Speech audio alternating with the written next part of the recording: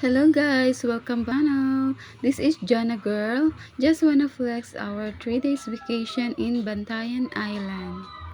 Magtatagalog na lang po ako para naman maintindihan ng ibang viewers natin.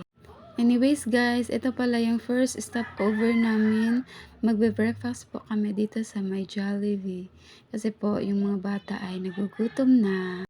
At syempre, nagkape rin kami guys. Fast forward po, nakarating na po kami dito sa Bantayan Island at bababa na po kami guys. Ayan, nakikita niyo naman ang view ng island. Napakaganda, diba? Ang ganda. Gusto ko namang lumusong sa dagat eh. Kasi lang, hindi ako marunong lumangoy. Akala ko hindi ako makakapunta dito kaya ayan. Thanks to Ate Lucille talaga kasi nakasama ako dito.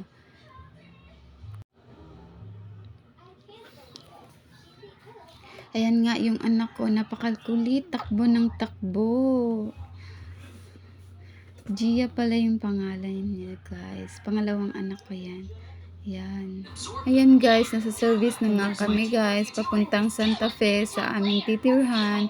Flex ko nga po yung family ng partner ko. Ayan po sila lahat.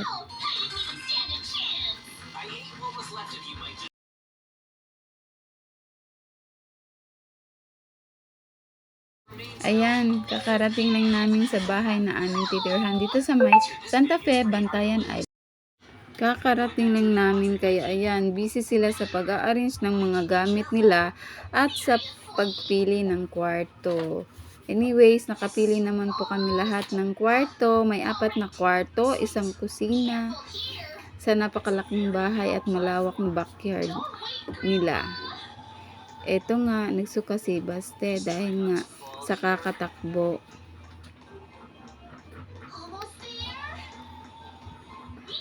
Dahil nga sa pagod, napahiga tuloy sila isa. Flex ko din po yung room namin at saka yung kasama ko po dito si Mother banyo na magagamit namin. Pare-pareha lang po yung design dito ng bawat kwarto. Ayan, ang ganda ng CR nila dahil nakasalamin. Siyempre, yung flex ko din yung sarili ko. Ito nga pala guys, yung kusina nila. Kompleto na po lahat dito. May ref, may dispenser po sila ng mainit at malamig na tubig.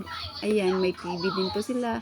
Wala pa pong laman yung ref dahil lalagyan pa lang po yan mamaya dahil kakarating lang nga po namin. Ayan, ito din po yung backyard ng bahay. Kahit tatakbo ka po ang mga bata dito, safety lang po sila dito kasi nakakoral naman po yan. May gate po at saka napakalinis nila dahil may maintenance po. Ito din po yung napili na kwarto nila Tio Arnold.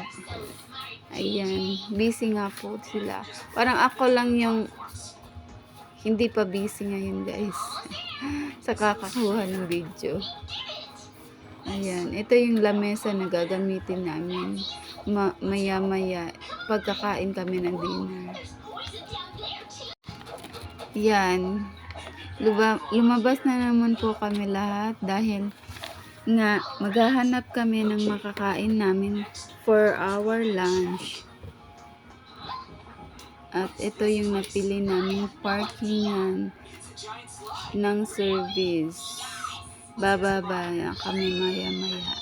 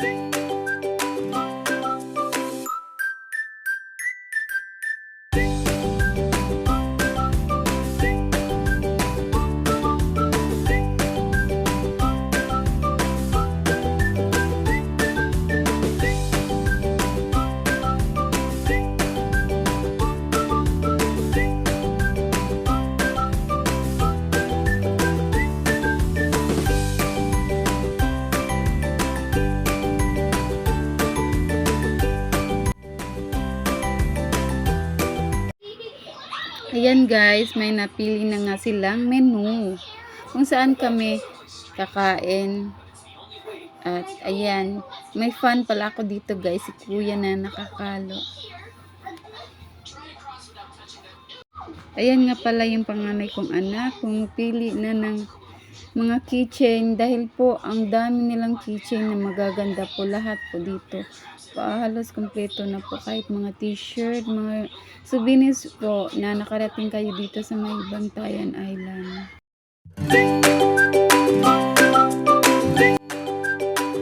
Ayan, pupwesto na nga kami guys sa napakahabang lamesa dahil nga ang dami namin guys. So kailangan isang buong pangkat po ang makakakain. Ayan guys, flex ko din yung sarili ko guys. Syempre, sa pagod ko namang mag-video at saka ako na lahat yung gumawa guys, photographer, videographer, lahat na, editor. Ako na. Huwag niyo naman po kalimutan mag-subscribe at mag-follow sa page ko na Jana Girl Vlog po. Salamat po.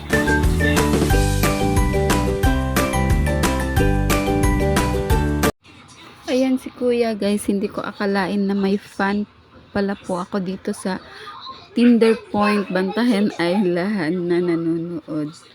Yan, thank you kuya na nakakalo. Yan, kumain na kami guys at hindi ko na nai-video pa yung mga ulam dahil nga gutom na kami guys. Almost 2 PM na po kami kumain ito guys dahil sa kakahanap ng makakain. Ayan, syempre gutom na ang ate nyo. Kaya kumain na din ako guys.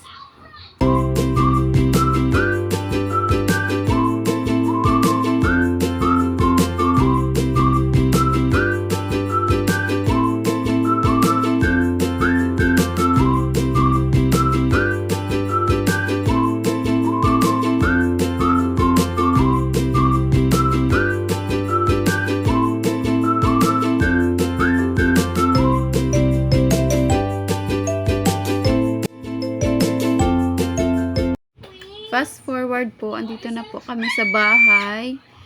Nagdi-dinner na din po kami.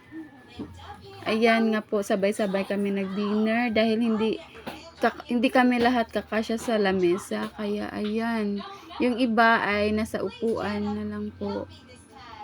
Kasi po, ang lalaki namin. Kaya ayan. Yan nga.